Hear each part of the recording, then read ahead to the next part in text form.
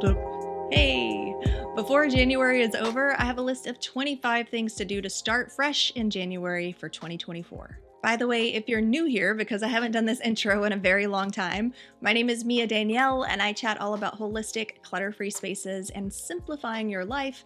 If that's something that you're into, be sure to click subscribe and turn on those notifications. I release new videos every Tuesday.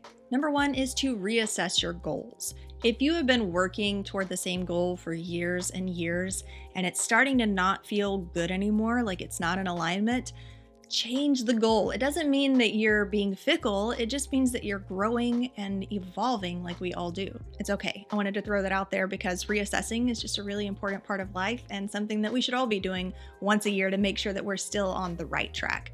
And so I've been journaling my own goals. I got my journal here, and I've been going through something that is like itemized list that I saw Ali Abdaal mention. And so I changed mine up just a little bit and combined some of the different areas. But basically, I've been listing and journaling on some of the following questions, and I'll share them with you so that you can ask yourself these same things. For my list and the way that I've combined them, the first one was, what do you want to see or where do you want to go?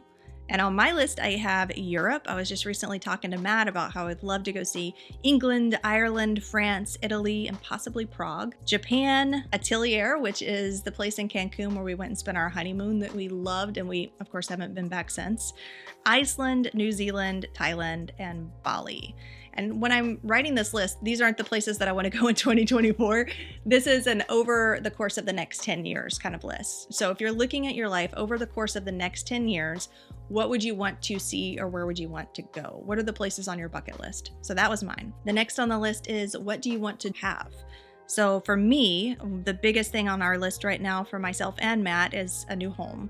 So for me, I would love to have a modern, serene house, an outdoor area with a yard and a grill deck.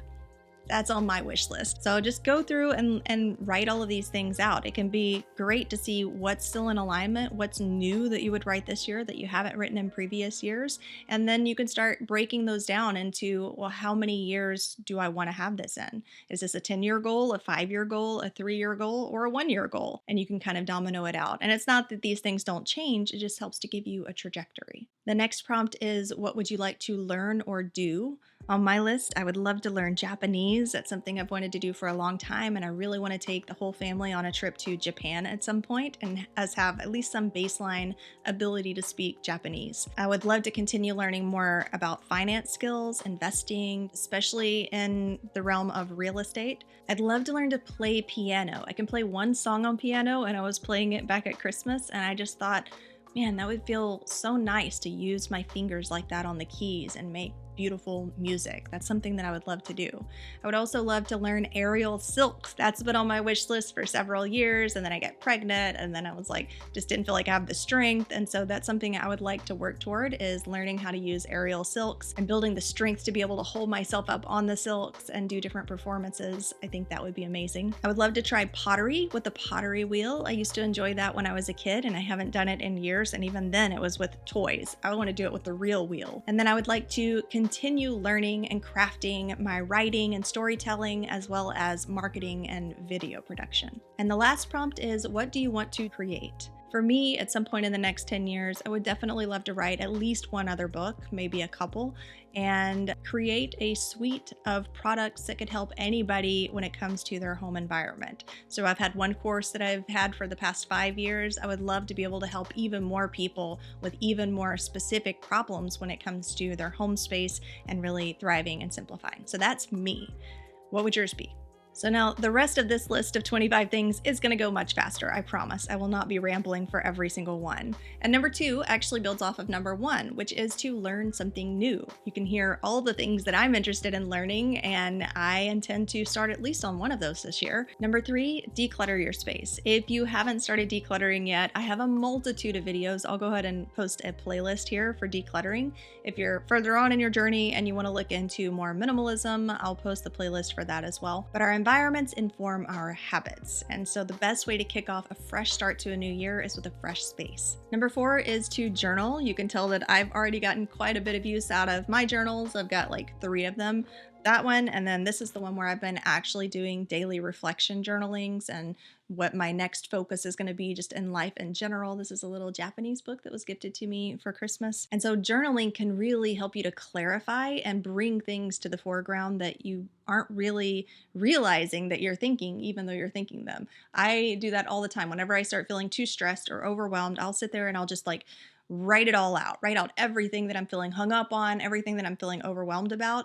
And it's just kind of like almost dumb how simple it is when you go back and read over the writing, and how easy it is to pinpoint exactly what the problems are that need fixing.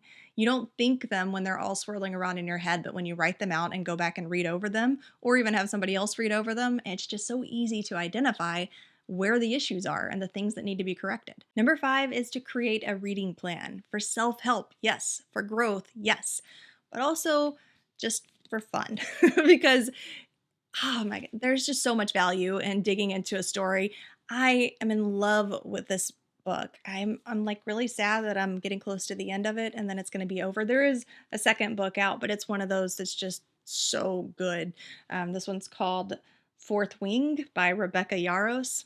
Anyway, even reading fiction and having some kind of a plan for opening up your mind to stories and creativity and new ways of thinking, you can get that from all kinds of reading and all kinds of books.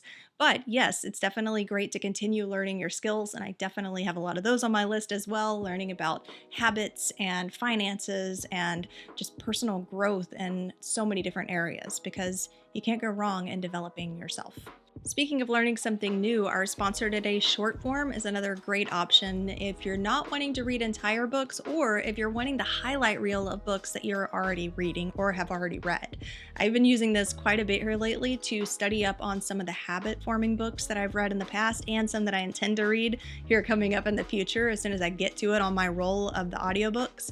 Because sometimes you want to get the information, you want to get the ball rolling or learn some new information, but you have so many books that you want to read, right? You have like this archive. If you're like me, I have this whole archive, this whole list of books that I want to read and get to, and I can't read them all at once.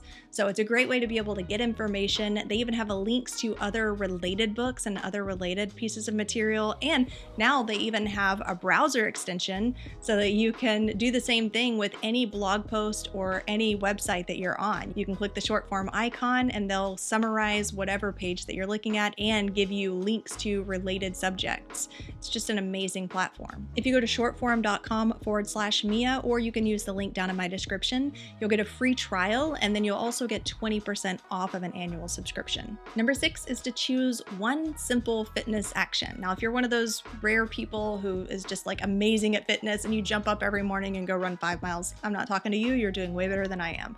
But for me, I need to have micro actions. And my micro action right now is weights. So I have a kettlebell and I have 2 5-pound weights that are sitting in my living room to where I can literally grab them as I'm walking past and going to the kitchen. And I know exactly what I want to do. Like I have very specific reps and, things that I'm wanting to do that take me just a few minutes. And that's it. And my goal for myself is just to do those simple tasks as I'm walking by once a day. And I will say I'm already feeling tighter and a little sore in my core and in my arms just from taking those simple actions. Number 7, clear and update your schedule. Go remove all of the revolving tasks that are no longer revolving or that don't need to be revolving anymore that you can just cancel. If you haven't already, take a look ahead at things like, the school calendar for things that you can add into your personal calendar so that you can just be ahead of the game and know how to plan at a glance for the whole year or for all the quarters. Just get your calendar up to date. Make sure that it's reasonable and that you have plenty of blank space for yourself. Number 8 for a fresh start is to reinvent your wardrobe.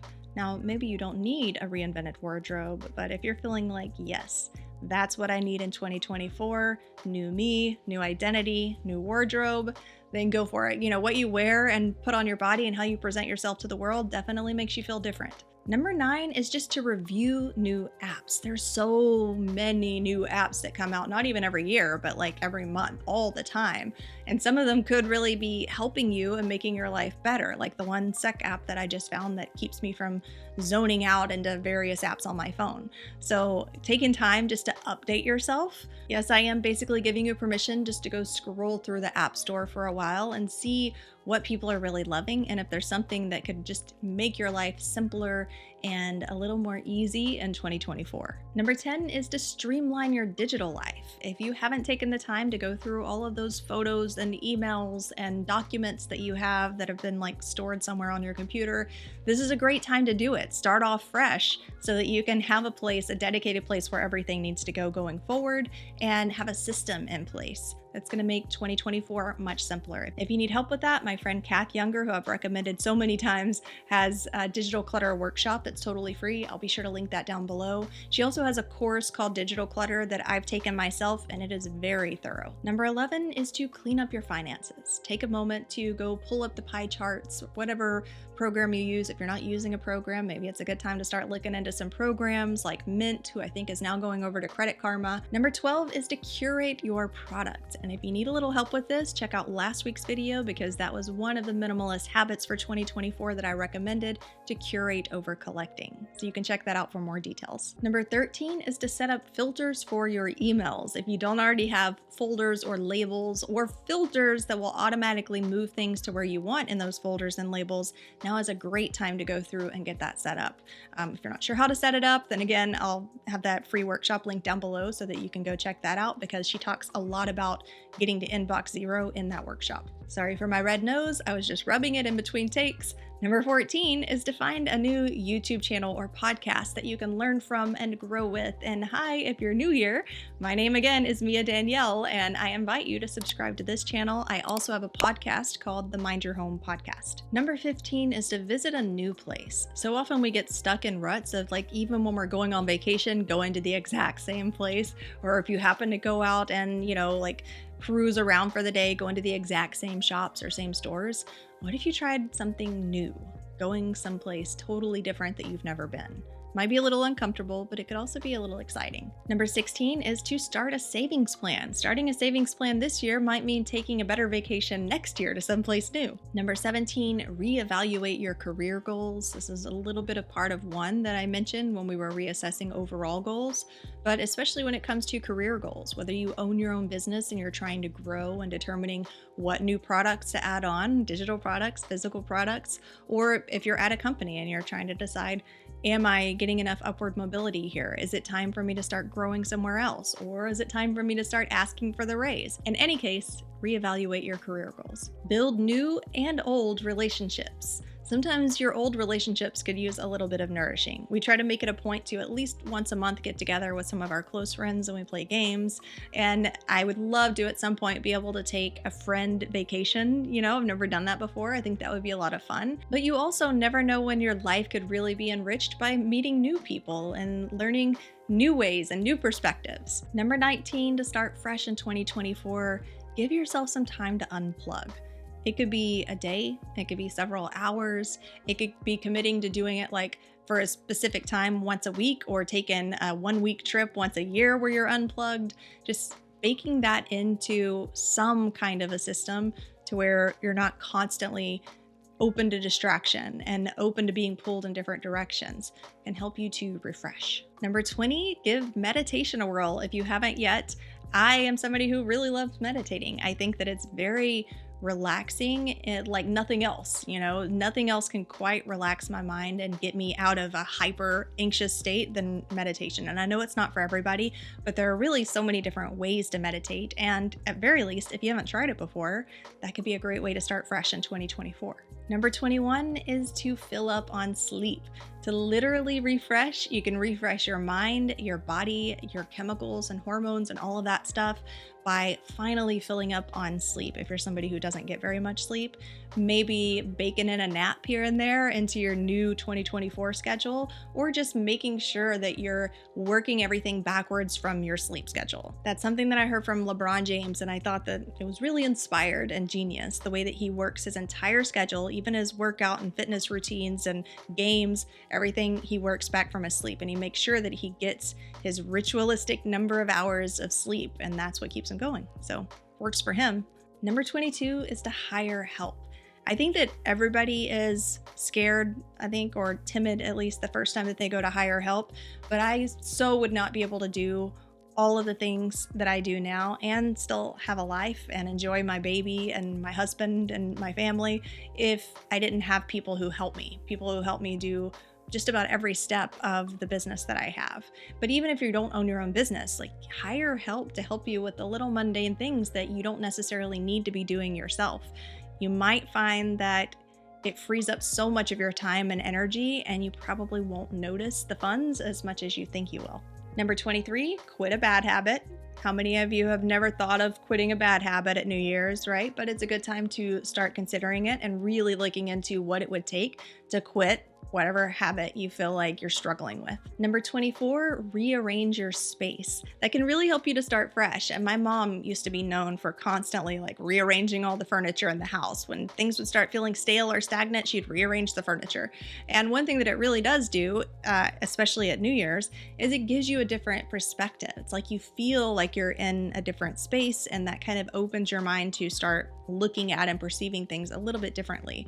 I've heard people who are widows who have lost like their husband, for example, saying that just changing the furniture around to make it feel like it wasn't the exact same space really helped them to move on and start fresh. And finally, create groupings. Like I said earlier, our habits are supported by our environment, or they're thrown out by our environment. It can either support you or it can make things way worse.